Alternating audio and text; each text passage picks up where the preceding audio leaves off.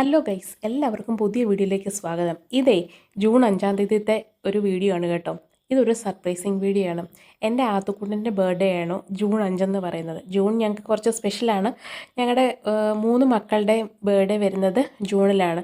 2 പേരുടെ ബർത്ത്ഡേയും കൂടെ വരുന്നുണ്ട് കേട്ടോ. അത് ഞങ്ങൾക്ക് കുറച്ച് സ്പെഷ്യലായിട്ടുള്ള ആൾക്കാരുടെയാണേ. പിന്നെ ഒരാളുടെ വരുന്നത് സെപ്റ്റംബറിലും.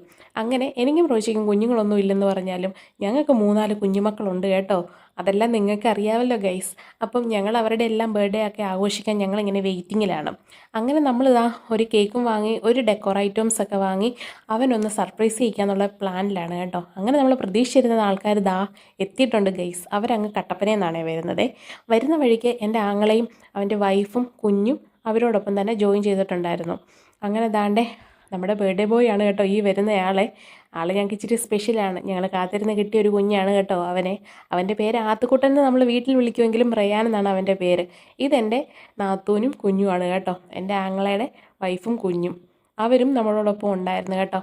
അങ്ങനെ ഞങ്ങൾ 3 പേരും കൂടിയിട്ടുള്ള ഒരു ബർത്ത്ഡേ സെലിബ്രേഷനാണ് ഇന്ന് നമ്മൾ കാണുന്നത്. ഞങ്ങൾ 3 സിബ്ലിങ്സ് ആണ് കേട്ടോ. അങ്ങനെ ദാണ്ടെ ആത്തുക്കുട്ടൻ ഭയങ്കര ഹാപ്പിയായി. അവനൊരു ക്ലൂ ഉണ്ടായിരുന്നു ഞാൻ എന്തെങ്കിലും വാങ്ങിക്കുമെന്ന്. അവൻ കയറി വന്നപ്പോഴേ ചോദിച്ചു, മമ്മി കേക്ക് വാങ്ങിച്ചിട്ടുണ്ടോ എന്ന്. അവനിതെങ്ങനെ മനസ്സിലായെന്നുള്ളത് എനിക്ക് മനസ്സിലായില്ല കേട്ടോ ഗെയ്സ്. അങ്ങനെ ദാണ്ടെ നമ്മൾ കേക്ക് കട്ടിങ് എല്ലാം നടത്തുവാണ് കേട്ടോ. ഞങ്ങളെല്ലാം ഭയങ്കര ഹാപ്പിയാണ്. വീട്ടിൽ പപ്പായും അമ്മേനെയും വിളിച്ചപ്പോഴത്തേക്കിനും അവർ പറഞ്ഞു ഞങ്ങൾ ഭയങ്കര ബിസിയാണെന്നേ. എന്താണെന്ന് ഞങ്ങൾക്ക് അന്നേരം പിടി കിട്ടിയില്ല. പക്ഷേ ഞങ്ങൾക്കുള്ള സർപ്രൈസുമായിട്ട് അവർ വരുന്നുണ്ടായിരുന്നു.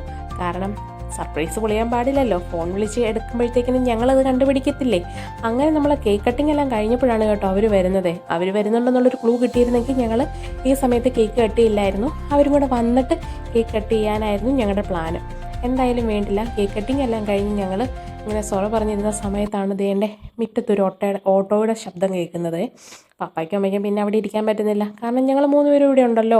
പിന്നെ പോരാത്തതിന് കുഞ്ഞുമക്കളും കൂടെ ഉണ്ടപ്പോഴത്തേക്കിനും അവർക്ക് അവിടെ ഒട്ടും ഇരിക്കാൻ പറ്റത്തില്ലല്ലോ. അങ്ങനെ പപ്പായും അമ്മയും നമ്മുടെ വയ്യാത്ത അപ്പച്ചനും എല്ലാം വരുന്നുണ്ട്. കാരണം ഞങ്ങൾ 3 പേരെയും കാണാം, പിന്നെ ഞങ്ങളുടെ കുഞ്ഞുമക്കളെയും കാണാം. അതാണ് മെയിനായിട്ടുള്ള ഉദ്ദേശം കേട്ടോ. ഞങ്ങളെ കാണുന്നതിനെ കഴിഞ്ഞു ഇപ്പോൾ ആഗ്രഹങ്ങൾ കൊച്ചുമക്കളെ കാണാനാണല്ലോ. അതുകൊണ്ട് അവരെയും കാണാനായിട്ടാണ് ദാണ്ടെ അപ്പച്ചനും അമ്മയും പപ്പയും എല്ലാം വരുന്നത്. അപ്പച്ചനാണെങ്കിൽ ഇപ്പോൾ തീരെ ക്ഷീണമൊക്കെ ആയി ഗൈസ്. കാരണം നടക്കാനൊന്നും പറ്റുന്നില്ല. അപ്പച്ചൻ ആകെപ്പാടെ ശോകമായിരുന്നു. അങ്ങനെ അവർ വന്നു കഴിഞ്ഞപ്പോൾ പിന്നെ മൊത്തം ജഗ പോകുകയായിരുന്നു. എനിക്ക് പിന്നെ വീഡിയോ ഒന്നും എടുക്കാൻ പറ്റിയില്ല. അങ്ങനെ ദാണ്ടെ അവർ തിരിച്ചു പോവുകയാണ്. ഒരു 11 മണിയൊക്കെ കഴിഞ്ഞു, 11:30 ആയി അവർ തിരിച്ചു പോയപ്പോൾ. അങ്ങനെ ഫുഡെല്ലാം കഴിഞ്ഞ് ഞങ്ങളിങ്ങനെ ഇരുന്നപ്പം ഇവർക്ക് 2 പേർക്കും ബൈക്ക് റൈഡ് ചെയ്യണമെന്ന് ഭയങ്കര ആഗ്രഹം. കാരണം ബിബി ഇവിടെ ഇല്ലല്ലോ. അവൻ ദുബൈയിലാണ് വർക്ക് ചെയ്യുന്നത്. ഞാനൊരു പ്രാവശ്യം പറഞ്ഞിട്ടുണ്ടായിരുന്നു. അങ്ങനെ അവൻ വെക്കേഷന് വന്ന സമയത്താണ് നമ്മുടെ അടുത്തേക്ക് എത്തിയിരിക്കുന്നത്. അങ്ങനെ നമ്മൾ ഫുഡെല്ലാം കഴിച്ചു.